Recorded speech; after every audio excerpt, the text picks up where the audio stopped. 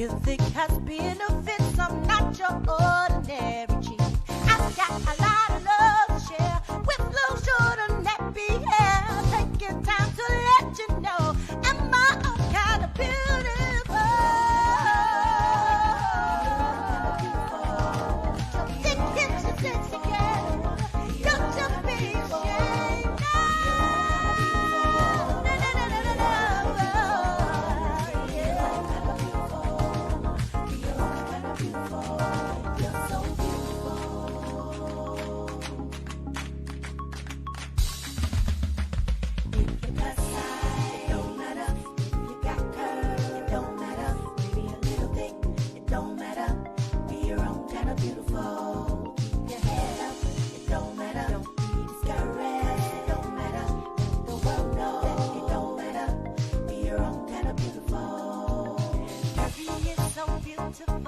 Plus size is so wonderful.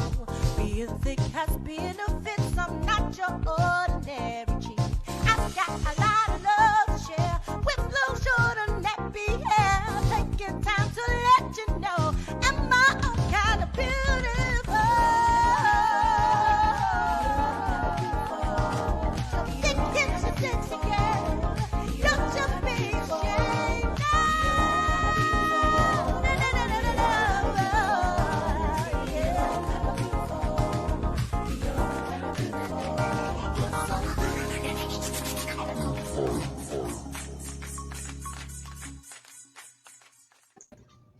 Hey everybody, welcome to Jamila J Girl Talk on Feel Good Talk, Mind, Body, Soul, and Business.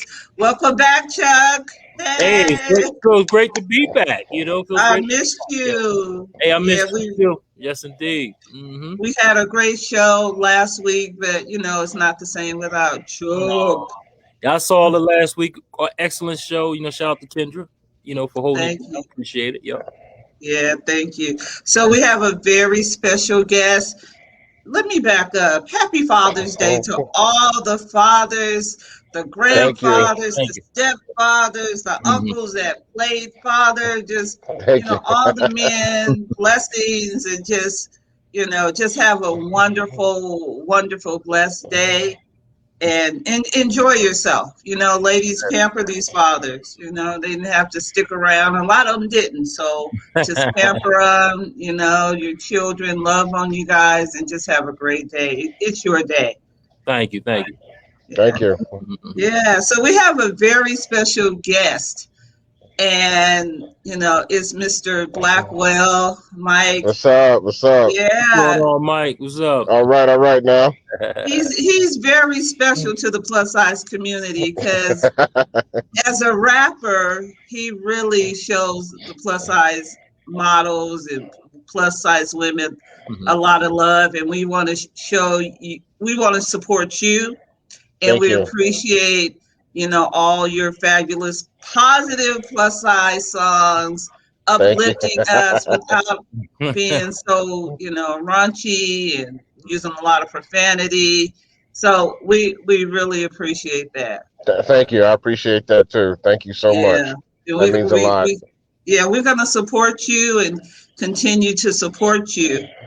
So tell us about where you live and where you were born, and let's get started. All right. Well, originally I'm from Steubenville, Ohio.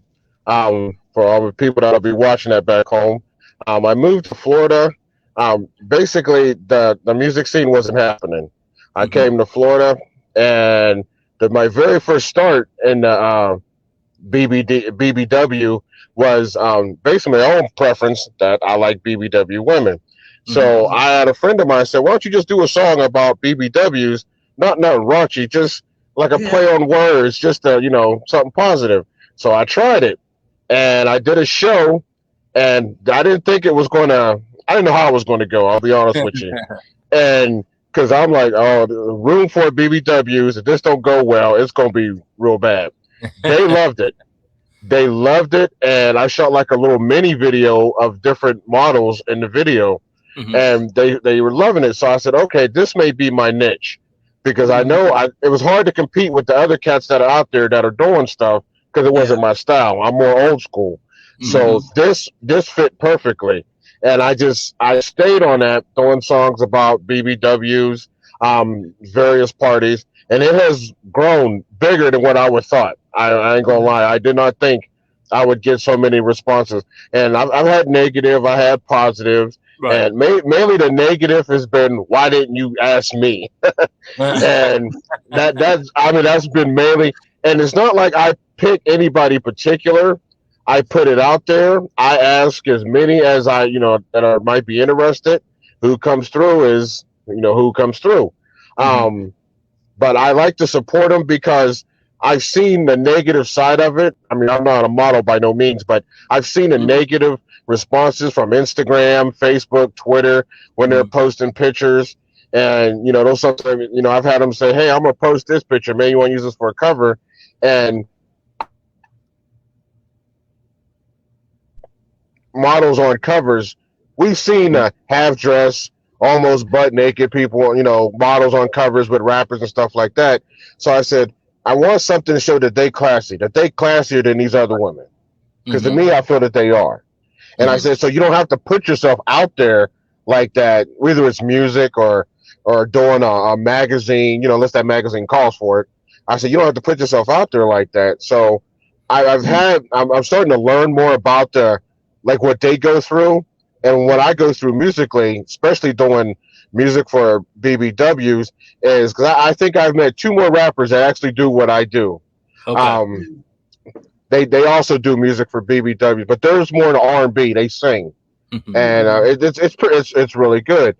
And I actually seen a cat the other day. I can't remember his name on top of my head, but he put a video together with a bunch of BBWs walking around modeling and like classy just clothes, and he was just singing. It was right on the beach. I thought the video was great. And I told him, and he says, well, he hasn't got a lot of responses for it because he knows, sex sells, controversy sells. Right. And I told him, I said, don't quit from what you're doing. Keep doing what you're doing. I said, if it's up there and you got 1 or 2 views, there's an audience for it. Just like what I do is more of, it's fun. It's more play on words, metaphors. Sometimes I'll incorporate pickup lines and people find it, it's hilarious, but it's not offensive. Right. A lot of people hear, like the latest song I have, Plus Size Love, everybody thought the title was like, Mike, what the heck was you thinking? But after they heard the song, it was like, Mike, that song's the bomb. But it's more about keeping it positive, have fun with it. And, I throw little metaphors in there, and I say, yeah, I get a little 4-letter words every so often because I get so into it that I just let go. My wife always tells me, when I get behind the mic, I'm not the same person anymore. And I said, I grew up on hip hop. That's just in my blood. You put a mic in front of me, and I'm just gonna attack. Right. So it's been a learning experience. I have fun doing what I'm doing. I love doing it. I do a lot of promotion and marketing. And it's funny because I've got responses lately. I put out a couple projects already. They're like, when's the next Plus Size song coming? I'm like, really? I'm like, okay. I better get to work. I wasn't expecting that. I'm like, really? Yeah.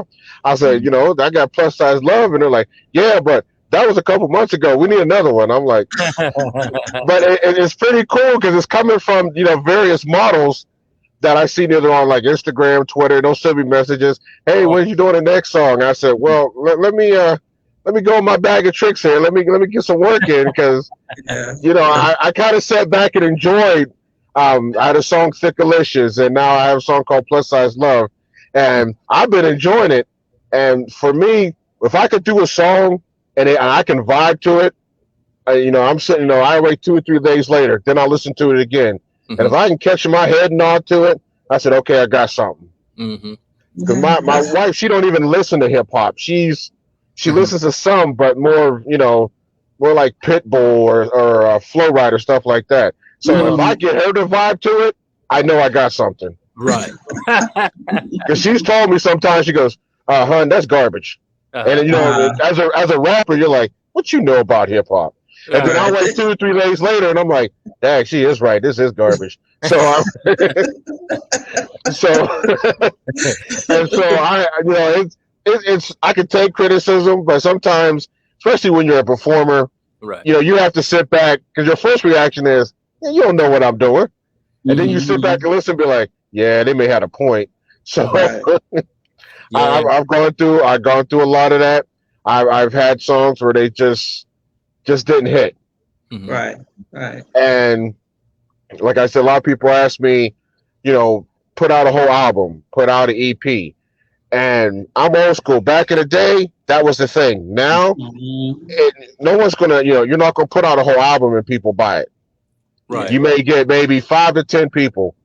I couldn't put out a whole album of 10 plus songs about plus size women. Right. Yeah, they may vibe to it, but they're not gonna buy that whole album because they don't know who I am. And so I do singles. I'll put out one song. I said I get people vibing to 2 or 3 songs. Hey, yeah, I'm gonna hit you with an album. And that's why I try to teach a lot of these young cats that are into music. They want to put out a 20-track album, and I said, "Are you famous?" Because no one.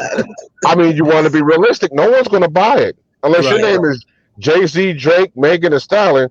No one's going to buy it. I said the days of music have changed drastically, where they're just putting out a single. If that starts to vibe, they may put out another one. They maybe put out 3 singles before they drop a whole album. And I had to find out the hard way. And I try to teach these young cats. I said, take one song and just work that song for 3 to 6 months. Do promotion behind it, do shows, maybe commercials. Then hit them with another one. That one picks up. Then, work on an EP or an album. But get people familiar with who you are. I said a lot of people know, and it's funny because I never realized it when they realize who I am. They know I do plus size music. That's what they call it. I didn't even name it that. They say you do that plus size music, and I was like, what is plus size? Okay, I'm just gonna go with it. So a lot of music I do, I have to keep that in mind because they listen to it. And I recently just put out a brand new track with my boy Jamila. It's called "Money on the Floor." Now it's a club banger. It's about we played it last night. People were twerking to it, dancing to it. It's a great track, but it's funny because some of them you'll be like, "Hey, don't you do that plus size music stuff?" And I'm like, "Wow," because I'm like, I don't even know you, but they see that name Blackwell, so it kind of feels good, but it kind of tells me, okay, I know where my lane is. Right. This is my lane.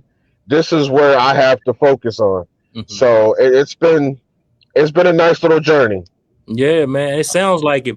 Now I just want to go back to okay, what has been like some of the trials and tribulations? You're a positive rapper, of course, State of Hip Hop now was all a lot of the drugs, sex, money, stuff like that. What are some of the trials and tribulations that you had to encounter? And also, as far as the state of hip hop, do you think we'll ever get back to those bars, those real bars, those metaphors that we had when we were coming up, back in the 80s and 90s? Trials and tribulations. Oh God, I need to get a laundry list. As far as trials and tribulations in hip hop, I think my biggest, I guess you say good and bad, is working with different people. Okay. Is working with different artists because I take it seriously. For example, when I go in the studio, I'll book 3 or 4 hours. Right. My stuff is rehearsed. I go in there, I knock it out. I'd rather spend more time mixing the song and making it sound good. Getting behind the mic, that should already be done once you hit the studio. And I've taken cats with me that I try to bring up. They want to smoke. They want to bring 8 or 9 friends and stuff like that. That's not what it's about.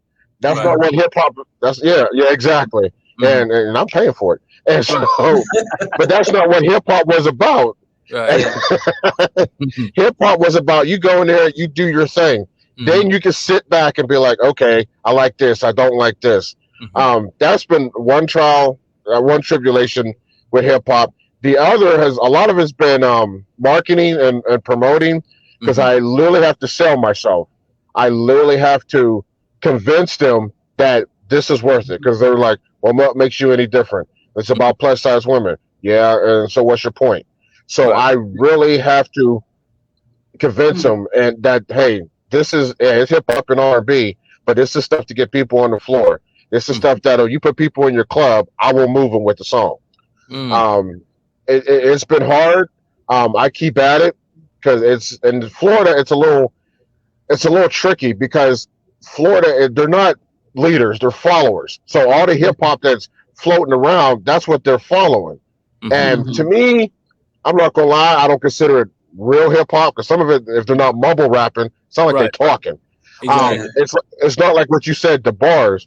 And I think eventually we will get back to doing the bars like Rakim, like Nas, like Big Daddy Kane, Big L. We'll get back to serious bars, but it's going to take a while to get. And maybe I shouldn't say this, but this is the way I feel, to get some of these clown rappers out of here because they're saying they rappers, but it's like it's almost like I know it's marketing. Don't get me wrong. Yeah. I know it's about marketing, but it's just about anybody. Okay, well I'm just going to dye my hair and color my teeth, and I can rap. I'll make a song, and the thing of it is, it could be a hit. Right. And we're looking at it like this is a hit. Yeah. And so, I think it's going to take a while. I think we will get back to that. It's going to take a while. Like I heard Megan Stallion, and people hear that her new song, and they're like, "Oh well, but if you do your history, Megan Stallion got bars. Yes, that girl has got some bars. Now, the song you hear, it may not show that, but I've heard her freestyles. I've heard what she's had before. But on the flip side of that coin, you're dealing with marketing, promoting, what the label wants, so it's a real thin line. When I seen Rakim was doing a show for Juneteenth yesterday in Pittsburgh, that just gave me, we're getting there. Right. We're getting there. He had that whole crowd. We're getting there. Rakim come back, 60 years old. My mentor, the guy who I listened to, grew up, was still rocking the crowd. Right. With his bars from back in the day. We're going to get back to them bars. I think it's going to take, as far as radio and the public eye, it's going to take us to dominate those Billboard charts. Right. It's going to take somebody from back in the day to shoot up them charts like L Cool J or MC Light. It's going to take an artist from back in the day, right, knock out these other cats and be like, whoa, wait a minute. She's a legend and she's got a #1 song. You still you breaking up. Can you hear me? I can hear you now. Yeah. Breaking up a little bit again. I'm still here. Okay, so that okay, good. Yeah. Okay. Can you hear me now? Okay, you're good. Yeah, okay, great. Yeah, you're right, man. Like I said, right now, all I hear is hooks and beats. Don't get me wrong, I love the beats and I love the hooks. Some of the hooks are great, but again, like I said, I don't hear that top notch. And like you said, as far as Megan Thee Stallion, you're right. Back like even Nicki Minaj, if you look back at her freestyling days, she had some really hard bars back then too. Like really, good stuff. Yeah. Of course, you got to flow with what the record company wants. You know what I mean? And how transition you into being exactly about to doing something that. I mean, of course, money. I mean, you dare to make money. Don't get me wrong. And I understand, hey, look, if they're gonna give me $2 million to do this, then I'll do what I got to do. Yeah. You know what I mean? Make something happen, because that's at the end of the day, that's what you're rapping to make money, especially if you're trying to get a record deal, you're putting records out. You're putting out right. more, but you're putting these things out, and you want people to buy, you want people to hit. You want that thing to hit. So again, it's just different now, different than when we were coming up. Yeah, and like I said, we'll get there eventually. I just think we just and I'm not saying like the rappers out now that they're bad or anything. No, but no. there's nothing that stands out. Right, right. There's really nothing that stands out. I mean, I ain't not gonna grind. Hey, get your money, do your grind, make your money. But also remember too, there's a million of us out there. Right, So right. you got to have something that's, I always like DMX. I love DMX because when he first came out, that threw me all off. Someone with that Yeah. gritty voice, and his lyrics, it was like what you would say to somebody on the street. Right, right, right. So it was like he used to have lines. He's like, nosy people can get it too. Oh, I was like, yeah, that's what I'm talking about. So I mean, I love what he did. I mean, not every Um, that's the name of the game, but he said a lot of lines in his songs that my family would say to each other, and right. this was like, whoa. I said, I loved them. So I think what we will eventually, once we get back to doing bars, and hopefully maybe somebody will just leave auto tune to T-Pain. Yeah. Because That's true. I get tired of it. we'll be okay. Oh my goodness. I never did it because for the simple reason when I'm on stage, you can't, I mean, I don't have that kind of equipment and that kind of money to make sure, I'm doing, and I don't really care for it because I want people to hear me. Right. Yeah. I want people to hear me, not this. I mean, no, I'm not knocking T-Pain or even Roger Troutman because he invented that. Right. And so when, hey, I think it's great, but when you're a rapper and you're supposed to drop bars, people want to hear them bars. They used to frown on like when Drake he would do it and then he would start singing. And they're like, oh, well, he's singing. But the thing with Drake is he was versatile. Right, right. He could do the bars and then he could drop the singing. Me, I think that was as clever as can be.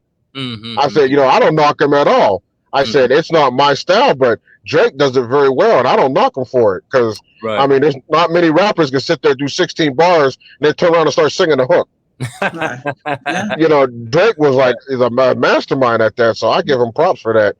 But I think a lot of these young rappers, the money thing is unbelievable. When they're getting the money and I think sometimes my mom always said money will mess you up if you let it. Yeah. And when I see these rappers making 2 or 3 millions and when they're giving back, okay, I respect that. All right, do what you do. I respect that because to me, to get in this business and to make that kind of money, for me, if it was me, I give back. I want to give back. I want to better us as Black people. Long as my family's set, okay, let me get some other people set up. Right.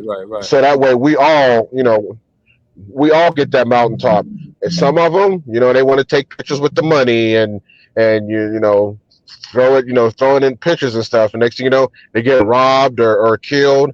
Keep that on the DL. Or if you making that, yeah, make your money.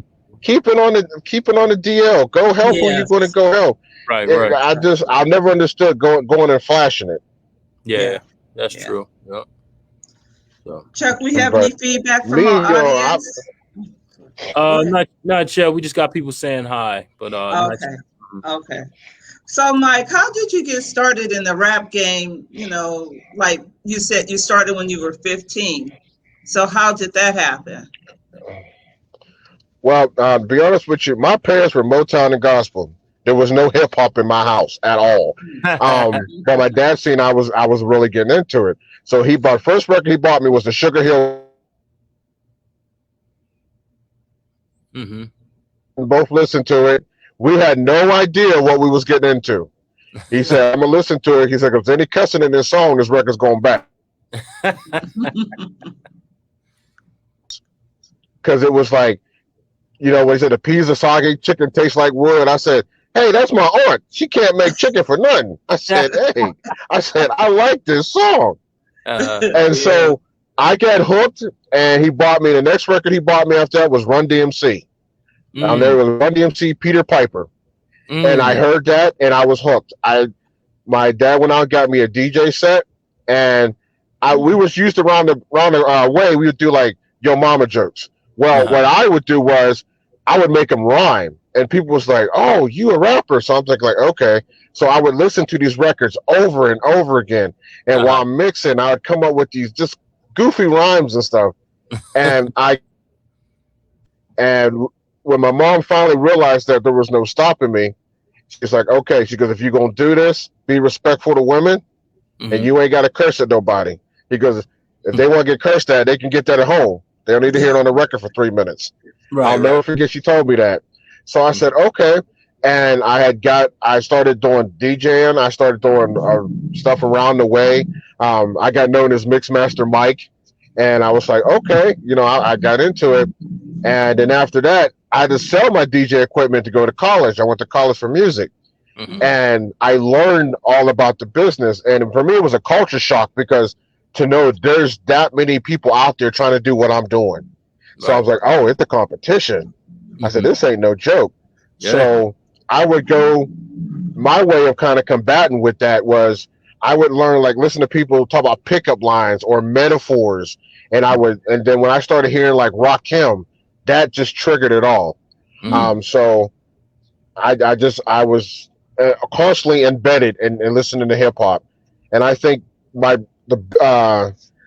got really, I would say good at it, but I will say I got better at it once I got like around 16, 17, because I so much things that I experienced that I could sit and write. And to this day, when I go in the studio, I still use a pad and pen. I've seen rappers do it on the phone, but I still got the pad and pen from back when I was 15, how I write. Yeah. Yeah, that's something that you say that because I do the same thing. I mean, I don't not writing rhymes, but I'll use a pen and pad to write things down versus putting it on my phone or laptop or whatever, because I just like to have the hard copy just in case something happens, to that computer phone, you know what I mean? So, yeah, and I think we got into hip hop too around the same time. My first, I'm a DJ as well, and my first, my first was, what was I? Let me think. I gotta go back. Well, you say Sugar Hill Gang, of course, but I think when I started really getting into hip hop, and I think my first album. Let me think. That's a good question. When was my first album? Oh wow! It had to be. Man, it was old school stuff like Bootzilla. You know what I mean? Yeah. Y'all know, but you know what I'm saying? Like, I'm gonna go back. You know what I'm saying? So those are like my first albums because my aunt and them, they used to always listen to music. So they were like, Bootsy Collins, this. I mean, they used to go crazy over that. So I say, it's okay. So I constantly, would listen to it, and it was pretty. It was all right. And then I started really getting into like the hip hop. I think around my favorite rapper at that time was LL, of course. You know what I mean? Because he came out with the radio. Right. That was one of my favorite records coming up, Radio. And then from there, Public Enemy. I mean, I can go on and on. That was my favorite storyteller ever, and he still is to this day. He's the greatest. So, and so I mean, I can go on and on as far as hip hop is concerned, but yeah, man, it's just my first album, the first one I loved, and I probably wrote it to death was Radio. So okay, we came up around the same era, so that's awesome.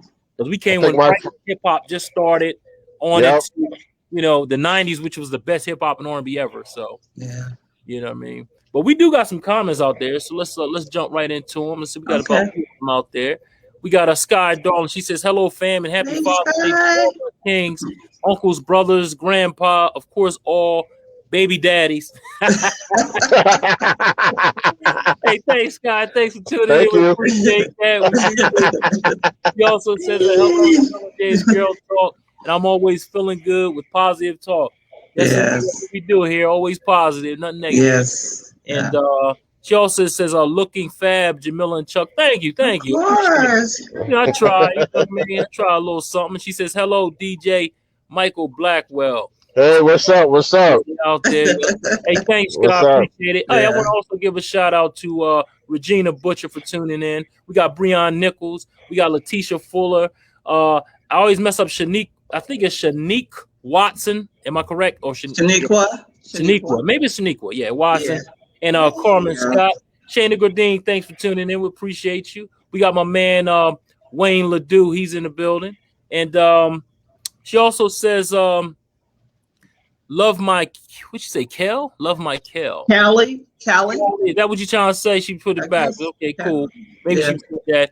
And she just says hanging out. So again, thanks for everybody for tuning in. We definitely appreciate the love and support. Thank you. So, Mike, you got a lot of ladies watching. You're gonna have to split some plus size love. You're gonna get some plus size love. You do a little something, Dickalicious. Do a little something for us. Oh, she put it. Okay. I knew she gonna put me on the spot. Yes. Okay. It's funny because now you got me in a music mind now. Yeah. That's right. You got zone, getting that zone. You know how it is. Yep. Yeah. Yes, indeed. I'm gonna do a little freestyle. Okay. A little freestyle for everybody. Just a little freestyle for the plus size ladies. Yes. The name's Blackwell. Let me let you know this the way this flow is going to go. So open your eyes. I'm hitting on the ladies out of plus size. I love you. And now hold nothing back. Because, baby, you got it like that. So let them all talk. You just take your walk. And let the guys in the club, they were looking stuck. But I'm going to tell you right now how it's going down. When it comes to curvy, the plus size, all around, I love every pound. And I'm going to tell you right now, that's how I get down. So listen to what I got to say. I ain't playing. And let them other jokes keep saying and what they got to say. But let me tell you, a Blackwell's a name. I'm coming straight to your face. I don't care what you are or any race. Plus size, curvy, and thick. My name is Blackwell, and I want you to remember this. All right. You got that. You got the old school flow. I love it. You know what I'm saying? I love that. That's how we do it. I love it. You know what I'm saying? So, yeah, man. That was totally off the top of your head, huh? That was off the top of my head. Yeah, there you go. Cool. That's freestyle. Yeah, freestyling. You know what I mean? Yeah. Now, when you first came out, you said you were in the gospel. You couldn't listen to any rap. So when you first came out, were you planning on rapping? Was that your goal or what? I mean, what was the whole goal as far as the music was concerned? My goal was to come out and do production. Okay. Because I like the way I grew up on, like, the first instruments I played was guitar and piano. And the first singer I ever heard was Stevie Wonder.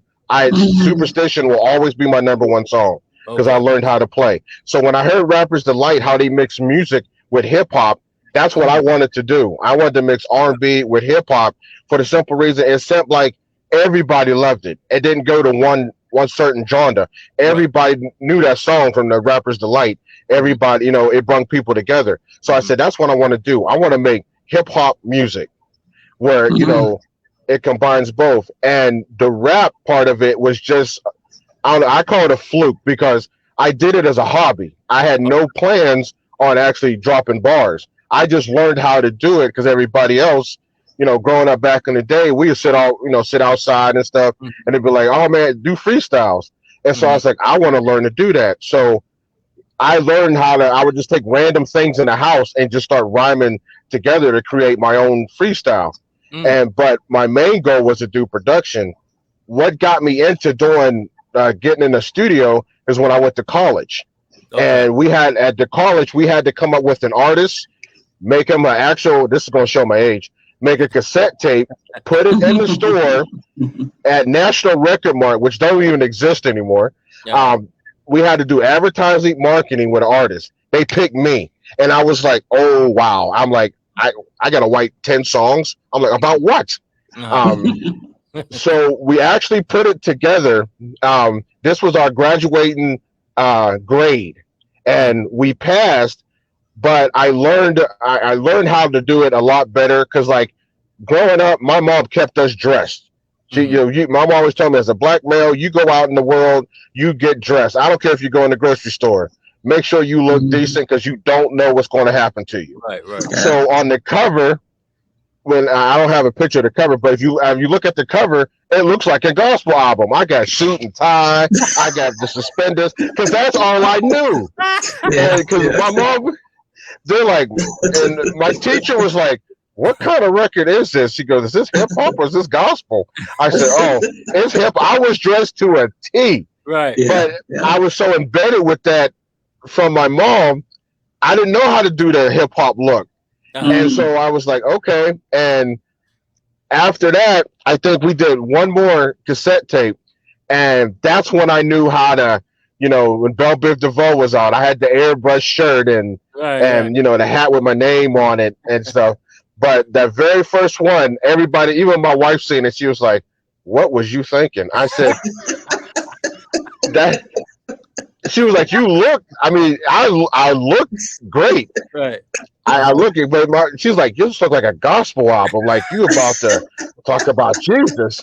And I was like, "Not really." I said, so it was a learning process. What was the name of the album? But I'm just curious. It was actually called. Oh my God, this is way back. It was actually called Michael M.B. Blackwell. That was the name of the cassette, or I'll say album, because now I'm showing my age. It was called Michael M.B. Blackwell, and I found someone selling it on eBay. And and it was funny because they're like, "Mike, you don't use your whole name if you're a rapper. You got to have a rap name." But that was learning how to do this business, and from there it kind of grew. I had so many different nicknames. People call me MB, Mixmaster Mike, and all this stuff. Okay. But as I got into the promotion and marketing, that's when I really learned how to how to fix it myself.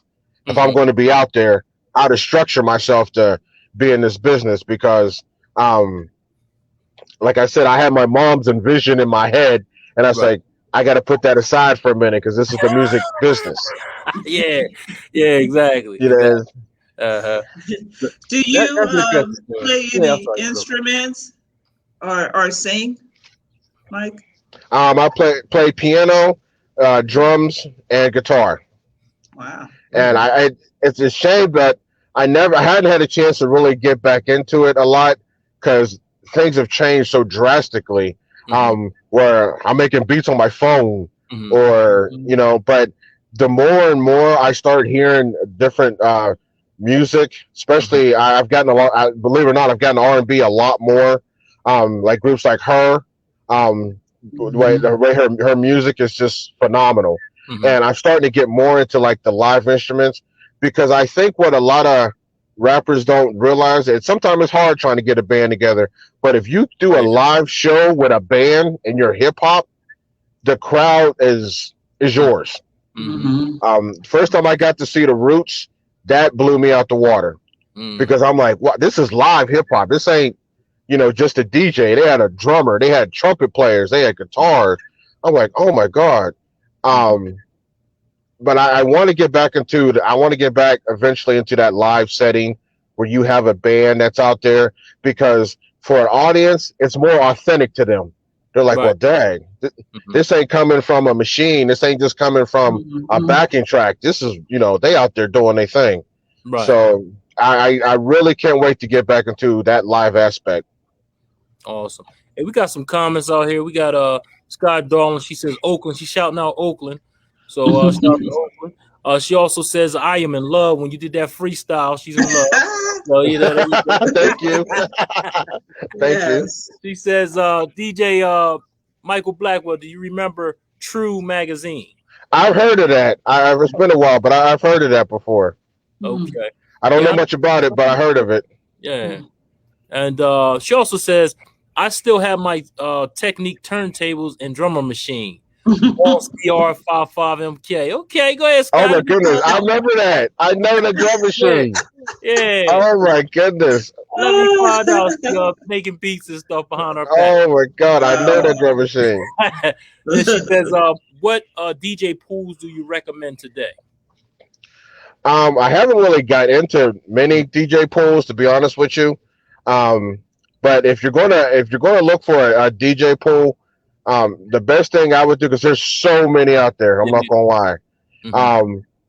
I would definitely, if you go on the internet and if you find a DJ pool, make sure there's a way to contact somebody. Yeah, not just by email. That's how the best way you know they're legit. Because I found out the hard way trying to send email. If there's a phone number where you can connect with somebody personally, go with that one. Not saying that the other ones are bad, but for me, I'm kind of old school. I want to hear a voice. Right. I want you to. I want to hear what you can do for me, and because I mean, I'm forking money, and I want to, be involved in this. I want to hear somebody. Right. It makes it more legit. Because a lot of the email ones, you just send me an email, just send me this, and get you a phone number. What's a DJ pool? Scott, what is that? It's where you can download records.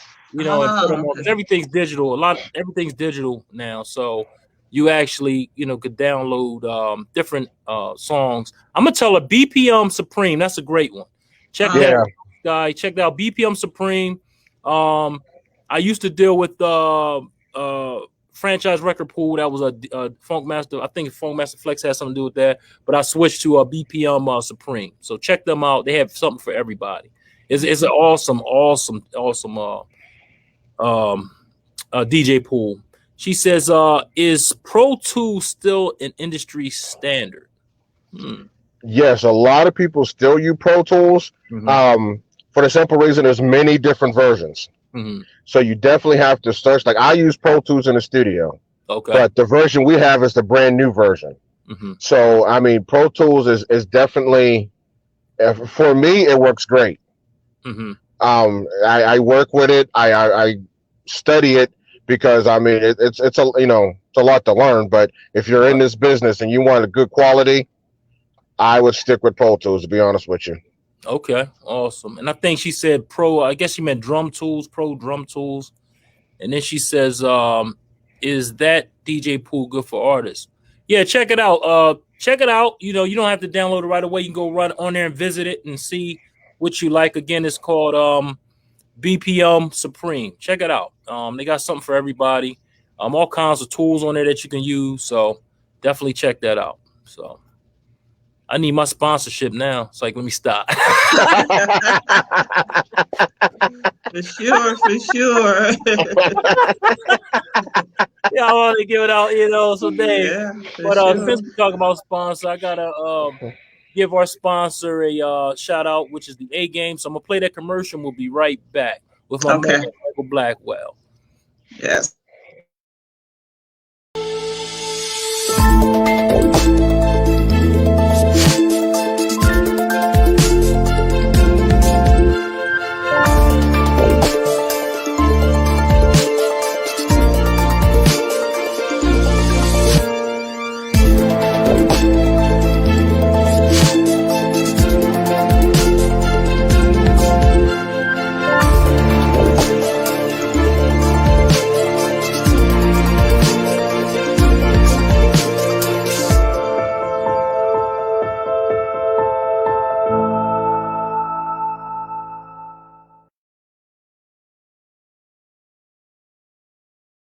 And that is the game, great for energy, strength, vitality, and libido. So definitely check it out. I have 3 free samples left. Give me a call at 302-723-2836. Again, 302-723-2836. Get your free sample of the A Game. It's for men only. Definitely check us out. It's a hot seller. So that is it. Yeah. Hey. So, Mike, what are some of the groups you opened for? Yes. I opened for Bone Thugs and Harmony, LL Cool J, Kanye West. My very first show I ever opened up for was Run DMC, which was probably the most awkward rap show I've ever done in my life. For the simple reason, I had a guitarist, and we had a kind of a rock song, but it was rock and rap. We did not know we was opening for Run DMC. They did not even tell us. This was in Pittsburgh at a place called Graffiti. And they said they needed an opening act for a rap group. So I was like, okay. I jumped on board. And at that time, I was young, well, wasn't focused, and didn't get everything together. Just jumped on board, and we get to the venue. And I was like, okay. I said, I'm all pumped up, and I had my graffiti shirt on, and I was like, yeah, we gonna kill it. I got a guitarist, right. And we get there, and we're sitting in this green room, probably about big as a closet, and DMC comes in the room. Wow. And I look up, and I didn't even and the guy that does rock, he knew of him, but he didn't really know him. Right. So he came in the room, and he says, "You to open an act," and I'm like, "Yes, sir." Because I'm like, this is a legend. And he says, "Are you ready?" I said, "I was ready till I seen you," because now I'm like, what's going on? I'm thinking like, they didn't tell me this. And he goes, "Yeah," because we're gonna open for you. And I said, "Okay." And he says, "You got this. Don't worry, you got this." And I literally just was like, oh my God, I gotta remember my lyrics. I was so pumped until I met him, because we didn't know. I had no idea. And so we were heading out to the stage. And there's Run. Right before I go on stage, Run is right there. And he looks at me and he goes, "I'm going to say a prayer for you. God bless, and go rock the mic." I'll never forget those words. And I walked out there. The show went good. I was nervous as heck. I got off the stage. I had a little crowd cheer. It was like, oh, okay, that was pretty cool. And he walked up to me and he said, "I know you were nervous, son." But he says, you pulled it off. He says, "But you wasn't ready for this, were you?" And I couldn't lie to him. I'm like, "No, sir, I was not." And he was like, "You don't have to call me sir. You can call me Run." I said, "I come from a military family, and you guys are legends." I said, "To me, yes, sir." So it was awkward, but it was a learning lesson. Be ready. To be ready, because I wasn't ready. I wasn't ready. That just threw me so off. I opened for Bone Thugs and Harmony. It was a place called Mr. Small's Theater. And this was the really first time I ever freestyled in front of a lot of people. Oh. And because we were performing and the sound went off. The sound guy messed up and all the sound left. Only thing that was on was the mic. His turntables, everything wasn't working. And I was right in the middle of a song. And at first I was like, oh God, how am I going to do? These are hundreds and hundreds of people. I got Bone Thugs and Harmony in the back room. So I just started freestyling whatever I could. I started picking out people in the crowd and just started freestyling off what they were wearing, where I was at, and everything. And when the music came back on again, and it was instrumental. So it was kind of a blessing, because I just went with it. And it was like, oh man, that was kind of cool how you just switched it to a freestyle. Little did they know, I had no idea what I was going to do. I was scared out my mind. I'm like, oh my God, I need my music. I'm like, what am I going to do? And I even had a hype man with me at the time. And he looked, I said, you just keep hyping them up. I'll think of something. And I was just going through the crowd, and I was like, going to different people and seeing what they were wearing. I was like, girl, you look cute. How you all dressed in blue? And I was just little things like that. I just kept going with it. Because I was like, what the hell am I going to do when I got no music? So every show I have had an experience that I had to learn from. I opened for LL, and I was like, oh, I couldn't wait to meet LL. I was all pumped up because, at that time he rocked the Kango, the Dookie chain. And, all I knew was I'm bad. I'm thinking like, oh man, okay. All right. And this was at Three Rivers Stadium when it was still there. And I was in a stadium. I was like, oh, this is cool. So he comes back and I walk past him and he looks at me and goes, hey son, he goes, you to open an act? I said, yeah. I said, hey, great to meet you. He goes, come here, I want to talk to you for a minute. And I'm like, oh, man. I said, here we go again. I said, and he sat me down and he talked to me about the business. It was not the same LL you seen on stage. He actually said, because, man, when you get into, he was telling me about when you get money, if someone tries to sign you, watch out for con artists. And I just looked at him. It was like a big brother. And I was just like, oh, my God. And that'll always stick to me. And I was just so like, cool. And me and him were the same age. That's the thing that blew me away at that time. So it was just like, wow, okay. So, I mean, I've had a lesson at a lot of the shows I've done opening for big artists. That's why I have a lot of respect for them. Not only just because they music, because they talk to me like people, like they were a big brother, giving me lessons and stuff.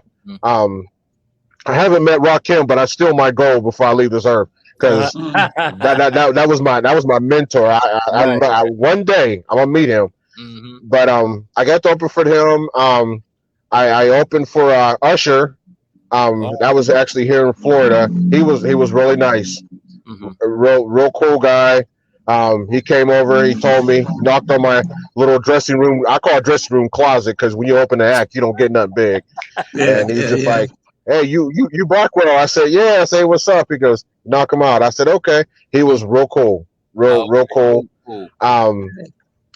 I never really had any bad experiences. I've had, like, we did a show where a couple Florida artists got to open for Drake when he was here in Florida. There was me. I think it was like 6, 7 other artists. But he stayed to himself. He didn't want to talk to anybody. So, but I mean, they say he was cool, but he was more focused on him and for his show. So I can respect that. Right. Yeah. Sometimes you gotta get in that. Get in that mindset. Yeah. Yeah. See, that's where I had to learn, because through all the shows I did, before I went on, I'm sitting up there passing out shirts and talking instead of staying focused. So that's what I had to learn as I got older. That my wife tells me, because you go to a show, when she goes to a show, she'll be like, just let him go to himself, because I have to sit and get right, my mind focused, because once I hit that stage, that's it. There ain't no repeats. Yeah. Hey, Mike, you had. Oh, go ahead. No, Jamila, go ahead. I'm sorry. No, there's one. I think it was Grandmaster Flash that's on one of your Thickalicious plus size videos. Was that Grandmaster Flash, Millie Mill?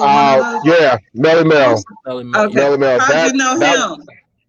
Oh, that one. You know what? The funny part is, it was the thing called Cameo, where you can go on and get people to send you messages. So I sent him a message about doing, hey, could you do this for my song?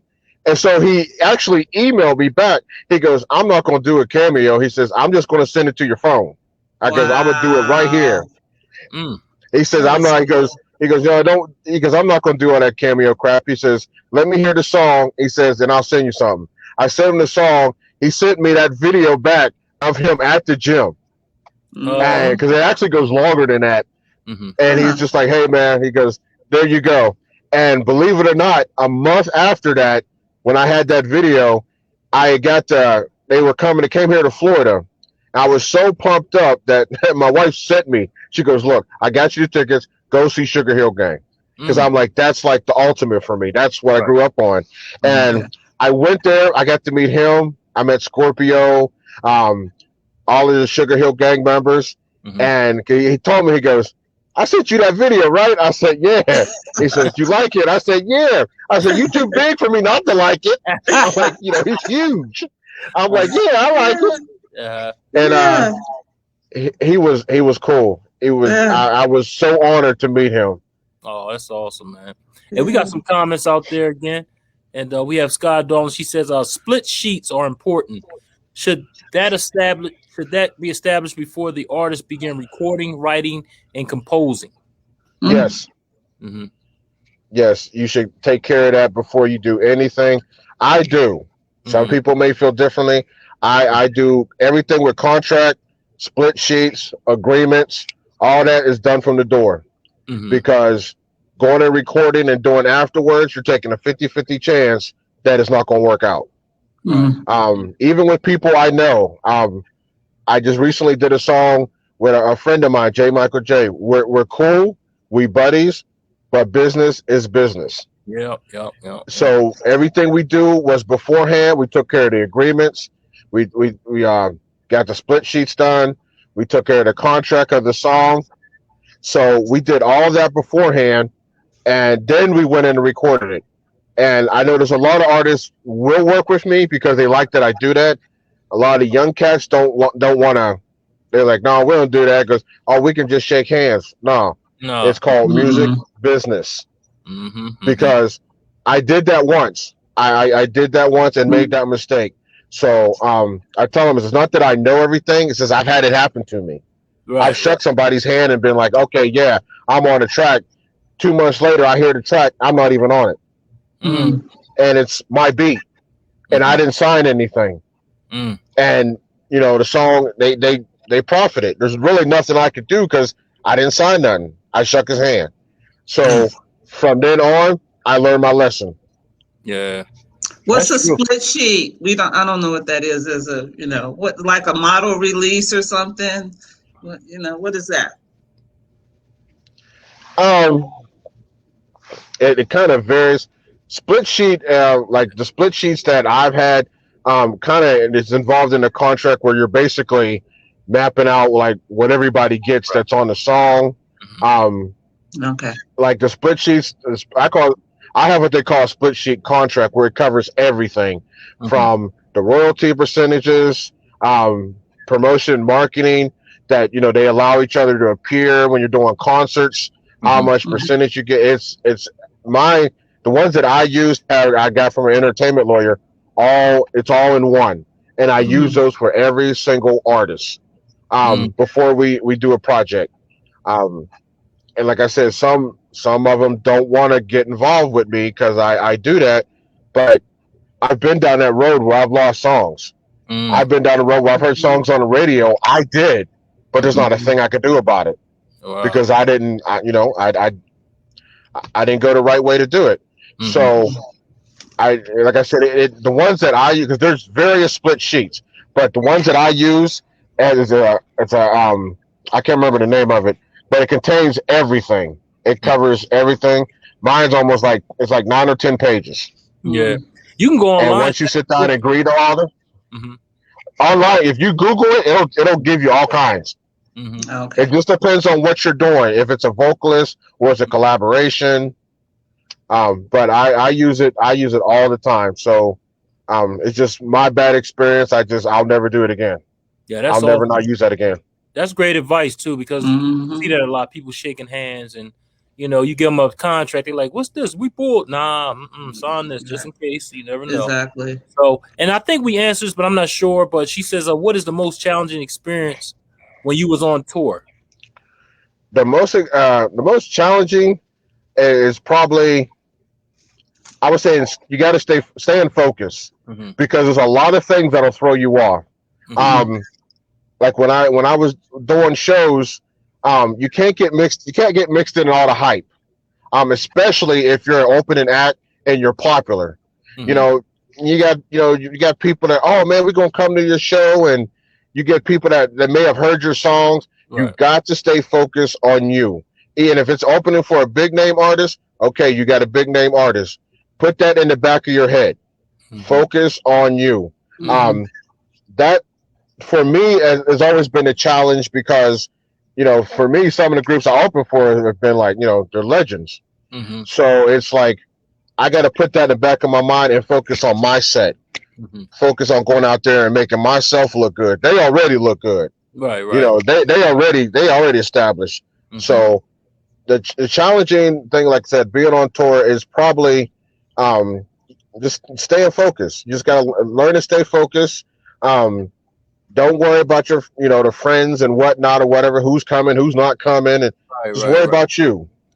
Worry about going out there and make a good show, because I always tell other artists, no matter what, friends or family or whatever, when you go out on that stage, you need to go make some new fans, or some fans be like, okay, never mind, I ain't messing with this. But you want those new fans. So I would say stay focused is the biggest challenge. Yeah, that's awesome.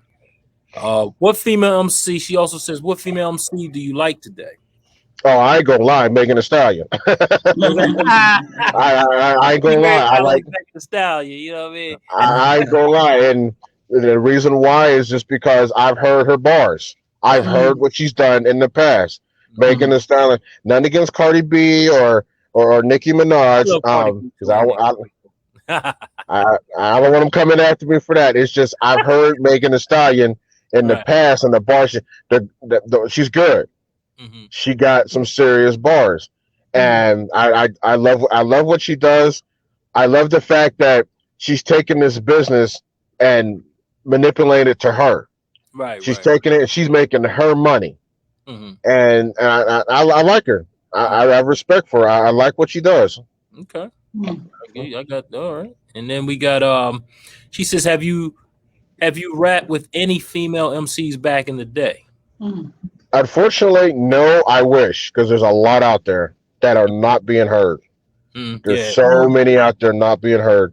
There was a plus size MC. I can't remember her name offhand.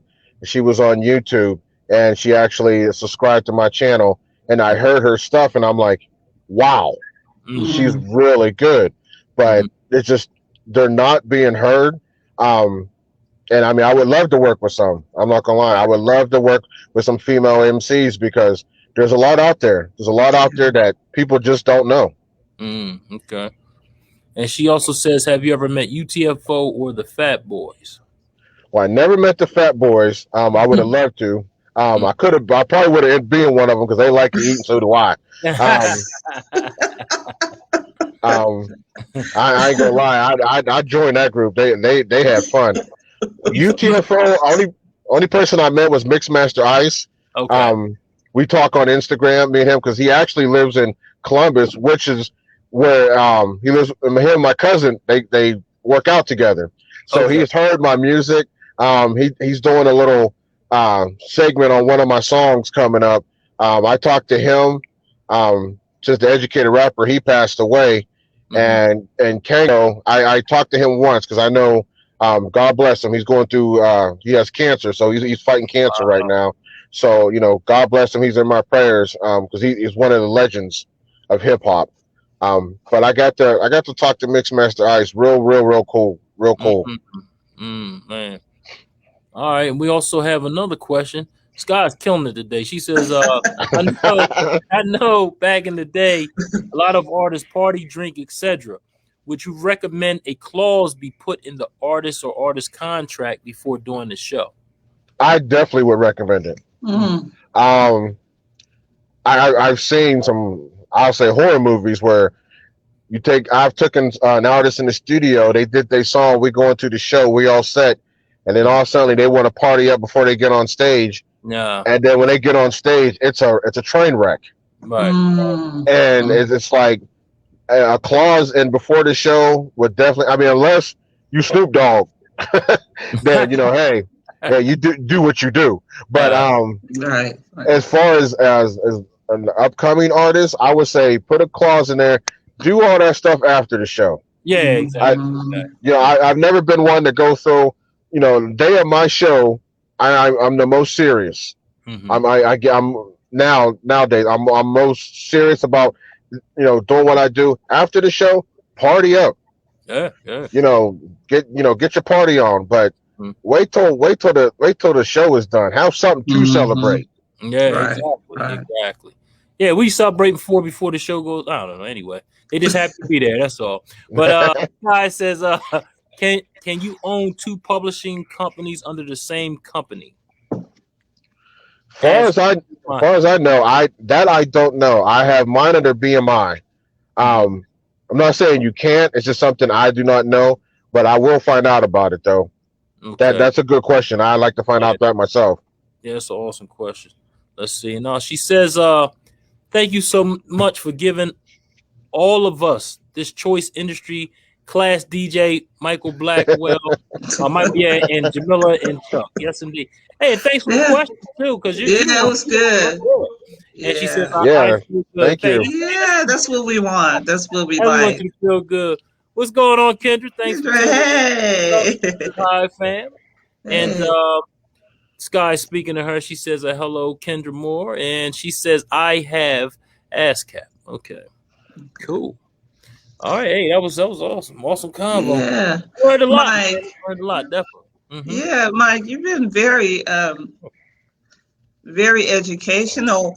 But how long have you been doing plus size I guess music, for lack of a better word? I remember you maybe 2 years ago. Is that when you first started? I would say about two and a half years ago. Yeah, okay. I started doing plus size music.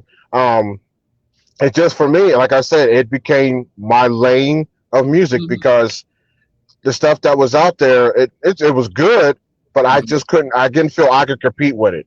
I needed to find my own niche. Right. And the more people that I got to like it, I said, well, hey, they like my music. I'm going to cater to them. A lot of people have came to me, and it's funny, models too. They're like, oh, you only talk about plus size women. You don't like skinny women. It's not about that at all. That has nothing to do with it. Right. I said, it's the fact that, and believe me, I've got, oh God, I got them all. It was just one, it is my preference. So I ain't going to lie about that. And I said, two, I said, they never had nothing for them. Nope. Exactly. Yeah. They have never had nothing for them, not at all. I said maybe mention in a song or two, but not a whole song that's directed at them in a positive way. I said, so I figured, hey, I'm gonna do my best shot, and that's what I come at. I still get that now. Even when I came out with Plus Size Love, I still, well, why gotta be plus size love? Why couldn't you? I'm why like, not? Seriously? I'm I like, mean, come on. They have everything. It's, when we have something, it's always something said. And how did you hook up with my girl Jacqueline? Believe it or not, I seen a picture of her on I think it was Facebook, and it was a model picture, and I sent her my song, and she goes, "Oh well, we should work together." I didn't know how it was going to go. I had no idea. And believe it or not, she goes, she's in the business, so she definitely knows the business part of it, and we just kind of synced because I was telling her, look, this is what I want to do for this. Do you think this would be good? She said yes. Said no. Why don't you try this? And we just end up linking really, as really good friends. And when it was funny because I think it was like almost a year and a half before I even got to meet her face to face. And when I met her face to face, me and him were talking, and it was funny because he was like, "I got a picture of her you should use for your cover. You should use it." And I mean, me and him we're like brothers. Shout out to you, Rudolph. And me and Jacqueline ended up being close, and she was doing different things with modeling, and we just synced up together. And I was, using her on different covers and stuff like that. And she was also giving me other models to work with, but it just wasn't. It was falling through because it was neither they would charge some crazy outrageous price, or they would send me these graphic pictures that I was like, no, that's not what I'm about. I'm not trying to make that kind of video or make that kind of song. And so I ended up using her, and we've just been friends and collab ever since. She does great work. She gave me a lot of advice because she knows the model side of it. I don't. I just know what I see and what I hear, but she's in it. So she tells me all the things I've been through, people that will come to me who won't work with her and try to, get me to work with them and all that crazy drama. I don't have time for that. I'm too old. I just want to put together a good project, make some people happy. If I make some money off of it, take care of my family and live. That's it. Cool. That's it. Shout out to Jacqueline Davis.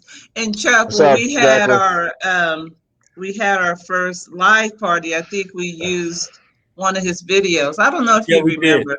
We used one of his videos. Well, thank you guys. I appreciate that. And what we'll do too is put your videos on Feel Good Talk and on our Facebook pages, Choice TV, so people can really see that plus size love and dickalicious and all that good stuff. Yeah, we'll definitely check.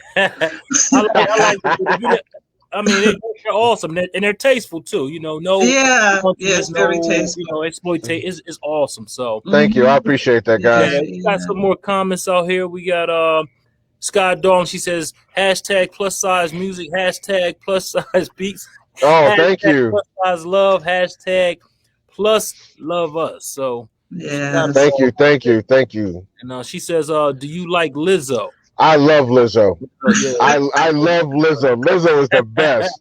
I know she don't care. She gonna put it out there. Lizzo is the best. I love it. I can't wait for her to come out with something new. Because if you don't like her, like she said, you don't like it, don't look. And she says she has an idea. What is that idea, Sky darling?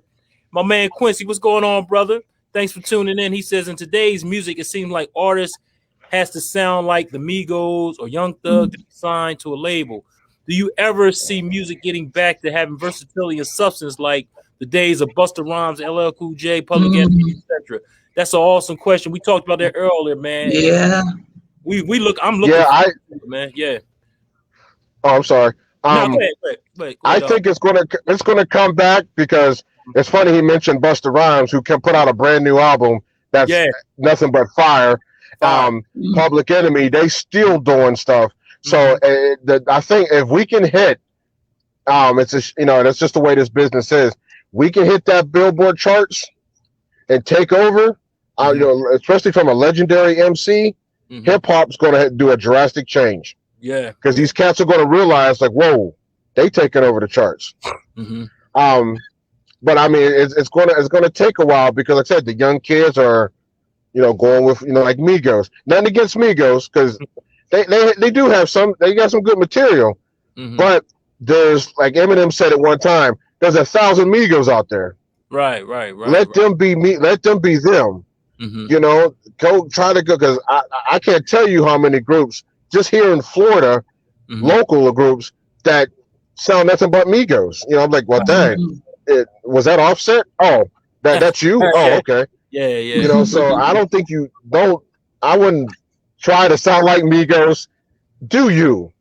Yeah. Just get out there and just do you. Before you make a song, don't listen to nobody else. Just spit your bars how you feel. Right. Don't worry about sounding like it because Migos is established. They got their money. They got their hits. They good.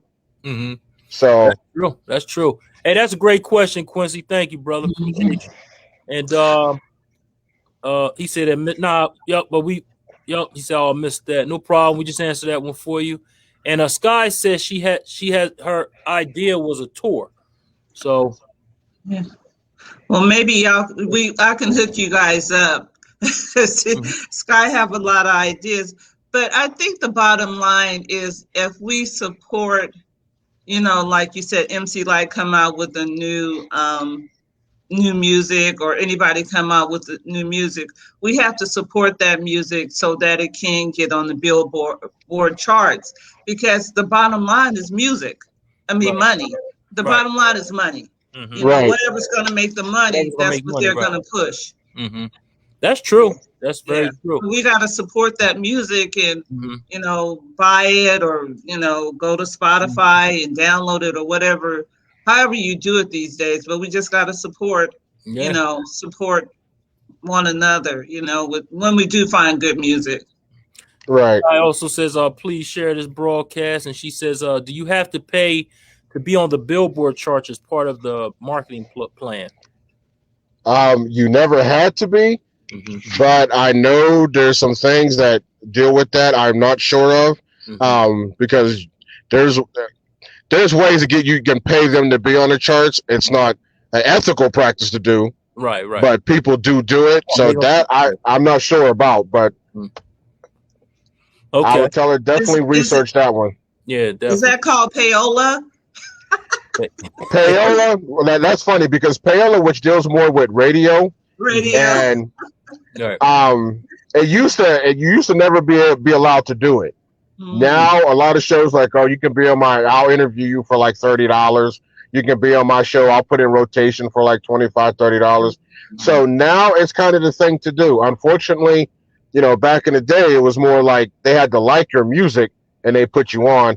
Now you just have, you just got to pay them. Yeah. So that's crazy. Payola, it exists, and it's not something that is not, it's a norm.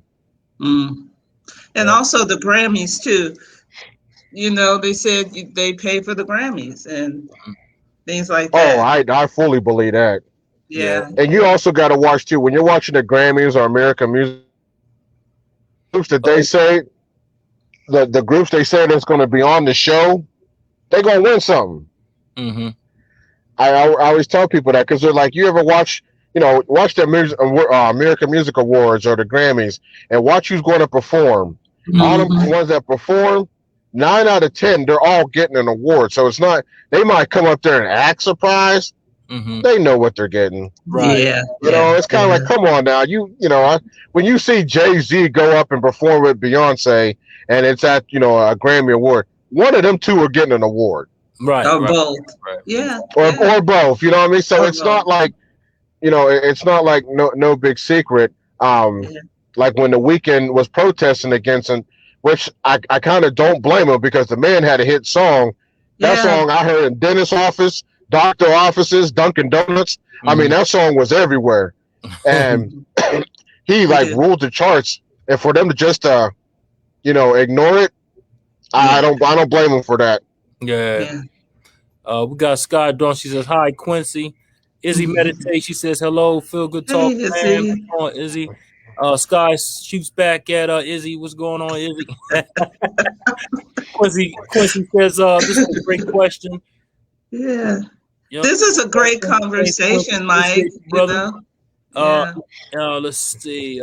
Wow. And she also says, AR, are you looking for high impression or IG? Which happens to be talented artists?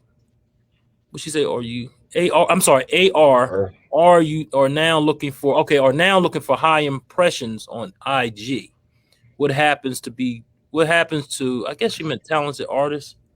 I'm assuming she means Instagram. Yeah. Instagram. Yeah. Maybe she's talking about that. Well, IG, yeah, that's Instagram, but I just didn't know.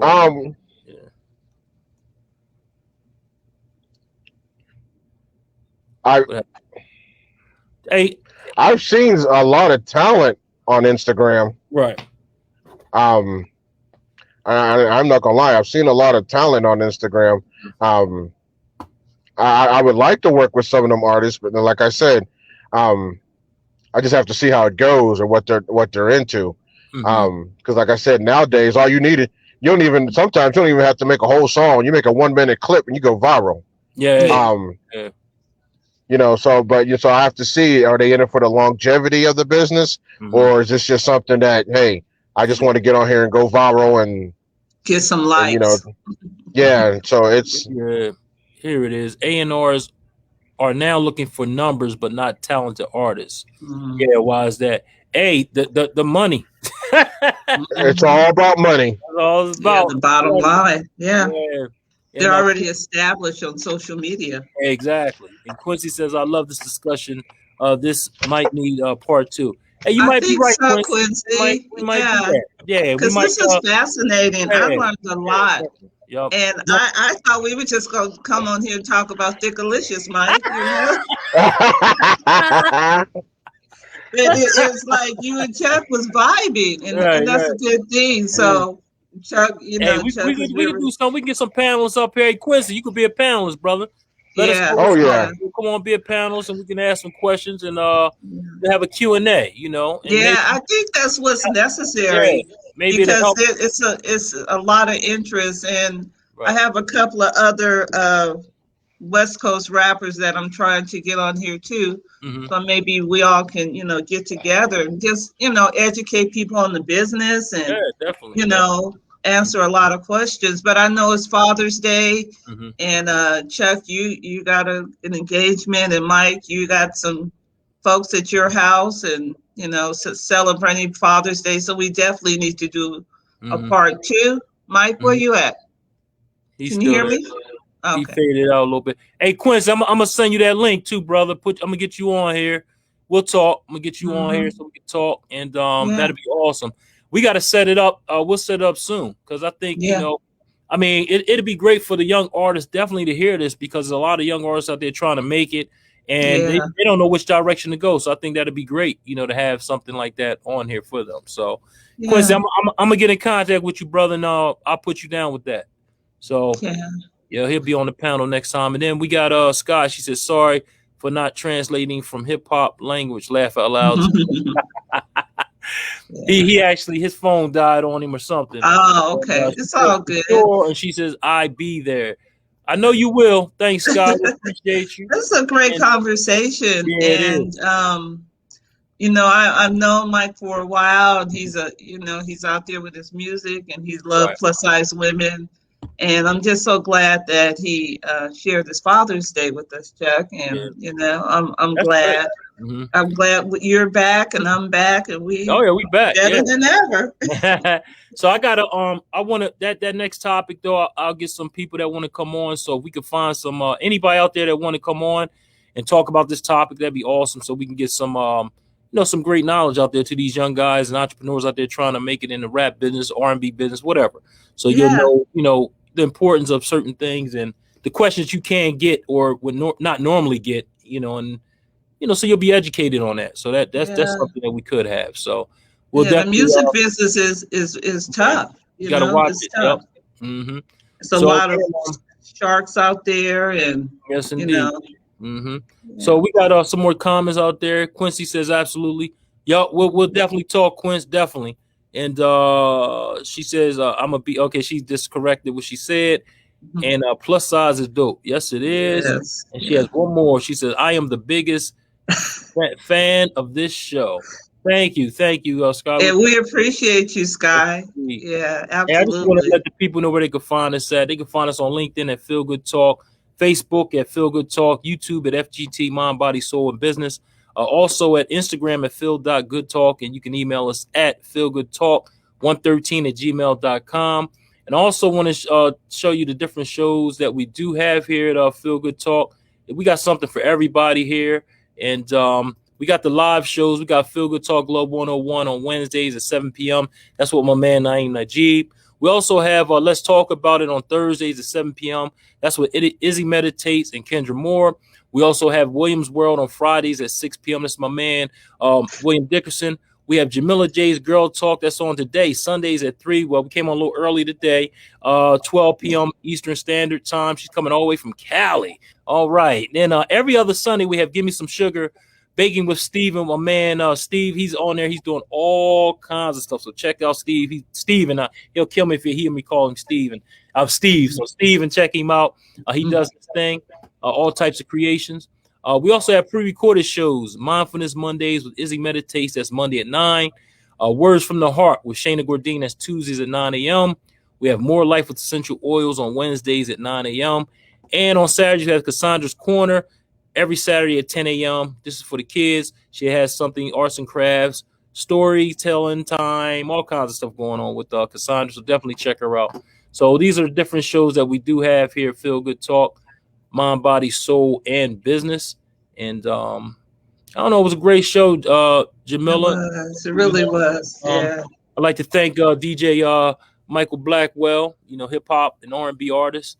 Yes. That was an awesome conversation with him. So, I'm looking forward to the next big one. So yeah. Yep. All right, Chuck. I know it's Father's Day, and you know how we do it. I had to do today, so I'm gonna go out there and do my thing. And again, I had a great time. Glad to be back, and we'll talk before the week is out.